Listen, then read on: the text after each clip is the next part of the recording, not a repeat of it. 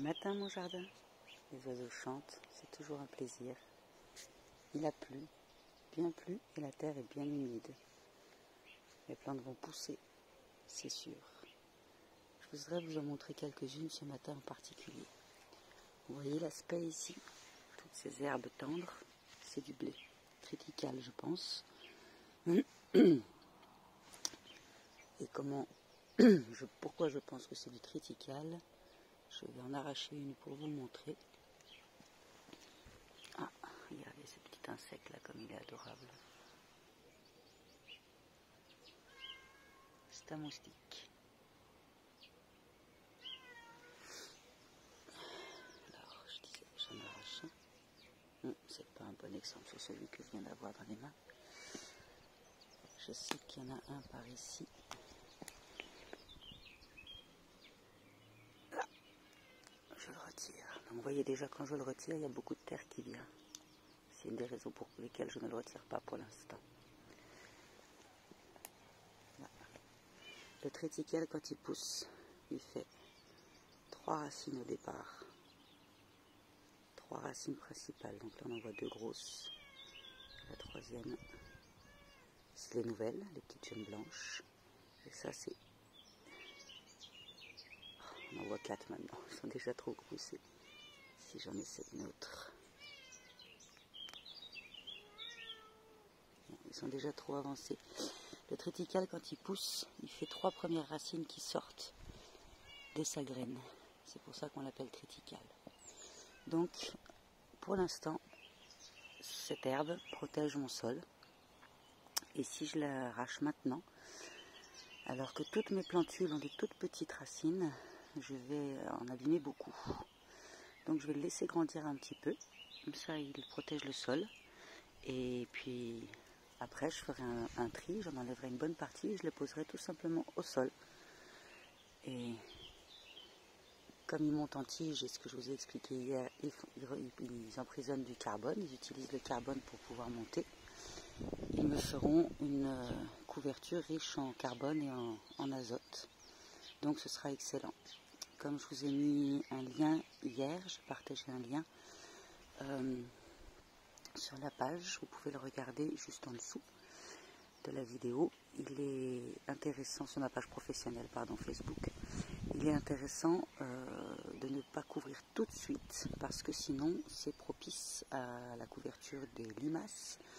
Et les petits plantons, ils sont encore trop petits pour résister aux limaces. C'est-à-dire que là, des limaces qui viennent de manger toutes ces petites feuilles-là, eh ben, elles ne pourront pas repousser. Tandis que lorsqu'il en a, les plantes ont déjà quelques feuilles, les limaces peuvent en manger et c'est pas gênant. Elles y résistent très très bien, en fait, ça devient une stimulation. Donc, pour l'instant, je les laisse grandir. Celle que je voulais vous montrer, que je trouve absolument adorable,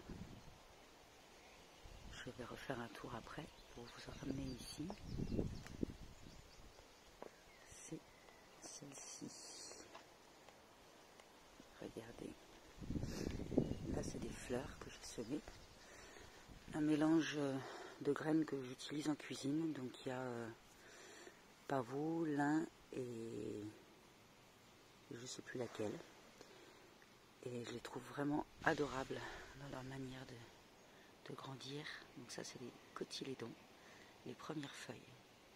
Donc pour certaines, c'est facile de les reconnaître. Celles-ci, je ne me souviens plus maintenant. J'ai un trou de mémoire. Mais le fait de les regarder petites, eh ben, ça me permettra de les identifier pour l'année prochaine quand elles pousseront tout de suite.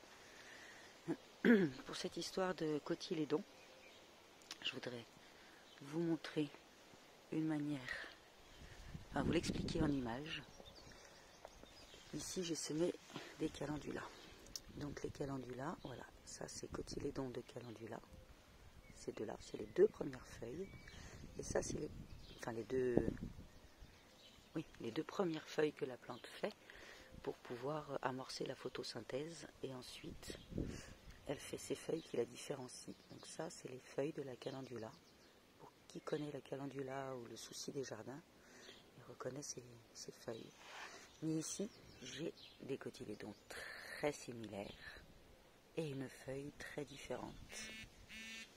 Voilà, celle-ci n'est pas une calendula. je la laisse grandir pour l'instant. Et puis, plus tard, je l'arracherai très certainement parce qu'il me semble que c'est une plante que je n'ai pas envie d'accueillir à cet endroit-là. C'est aussi une des particularités d'un compost. Je viendrai à un moment vous parler de la dormance des graines.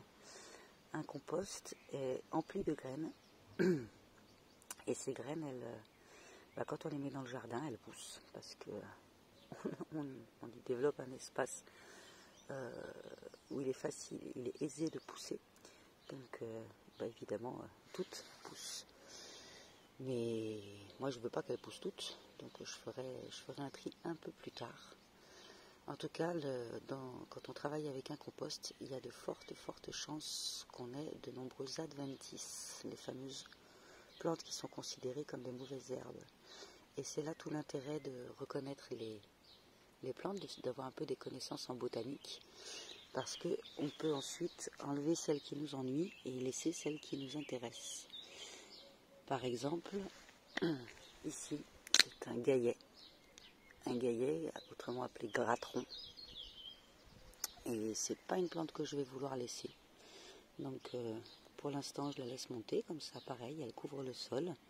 Et il arrivera un moment où je les enlèverai petit à petit parce que je veux pas qu'elles me fassent des graines de partout, qu'elles essaiment. Et que du coup il y en ait vraiment plein ma terre. Donc vous voyez, ici il y en a qui vont pas me convenir, ici c'en sont très certainement aussi. Là-bas il y en a encore. Celles-ci, je les enlèverai ensuite, mais je les laisse pour l'instant parce que qui occupe la place, comme la nature a horreur du vide, et bien ça fait qu'il y en a pas. D'autres ne poussent pas. Voilà, sinon pour faire une petite vue rapide du jardin qui avance, on a les haricots violets qui sont en train de grandir.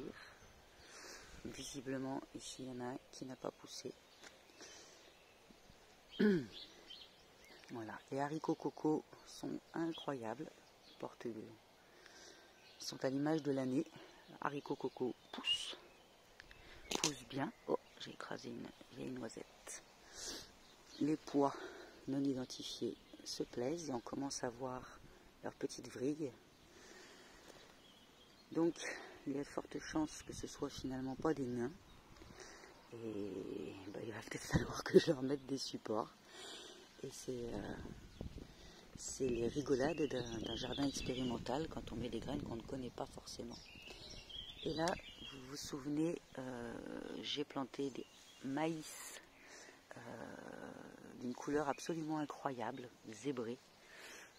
Et c'est eux qui ont poussé le plus vite. Ici, c'est un planton qui est en train de pousser. Ici. Et là. Voilà, les autres prennent un peu plus de temps. Ici déjà j'ai 3 pieds de maïs et 3 épis. J'aurai plus d'une centaine de graines à replanter pour l'année prochaine. Et ça, c'est de l'or. Pour les autres, ils prennent un peu plus de temps. Ah si, je vois qu'ici, il y en a d'autres qui sont en train de sortir. Voilà. Premier haricot rouge aussi, qui est sorti. Là, oula, celui-ci, il s'y prend bizarrement. Mais il a une sacrée tige. Et l'autre qui est très, très vivace, c'est la fève du Pérou, que j'ai commencé à diriger vers l'arbre, mais qui n'a toujours pas fait de vrille. Donc peut-être qu'il va falloir que je l'aide celle-ci. Et parmi ceux qui ont pris beaucoup de temps à pousser, vous avez ici le persil. Donc, vous voyez, le persil nous enseigne la patience. Il est beaucoup plus long que les autres à sortir, à peu près 3 semaines. On n'en est pas bien loin des 3 semaines de semis.